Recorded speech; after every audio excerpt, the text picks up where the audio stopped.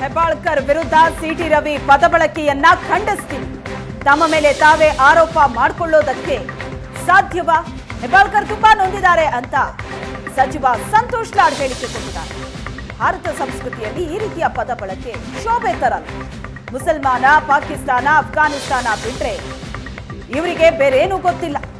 BJP ನೈತಿಕತೆ ಇಲ್ಲಿ ಎದ್ದು ಕಾಣುತ್ತೆ ಅಂತ ಸಂತೋಷ್ ಲಾಡ್ ವ್ಯಂಗ್ಯವಾಡಿದ.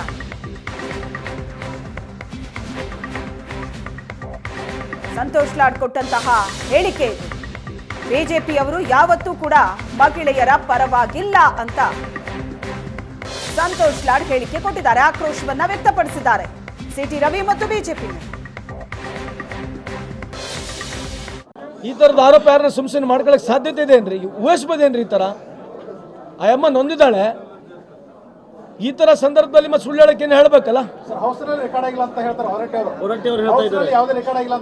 ಅಲ್ರಿ, ಎನಿಬಡಿ ಅಲ್ರಿ, ರೆಕಾರ್ಡ್ ಇರಲಿ ಬಿಡ್ಲಿ between me and you by the ಲಾ.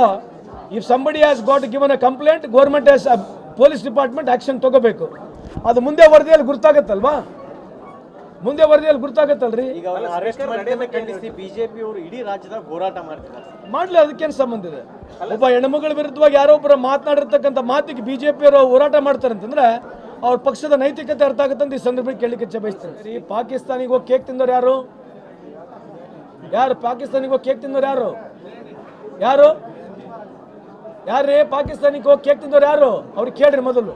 ಆಮೇಲೆ ಅದೇ ಮುಸಲ್ಮಾನ, ಪಾಕಿಸ್ತಾನ, ಅಫ್ಘಾನಿಸ್ತಾನ ಇವ್ ಬಿಟ್ರೆ ಇನ್ನೇನು ಇದಾವ ಇವರಿಗೆ ಮಾತಾಡಕ್ಕೆ? ಈ ತರದ ಆರೋಪ ಯಾರನ್ನ ಸುಮ್ಸುಮ್ಮನೆ ಮಾಡ್ಕೊಳಕ್ ಸಾಧ್ಯ?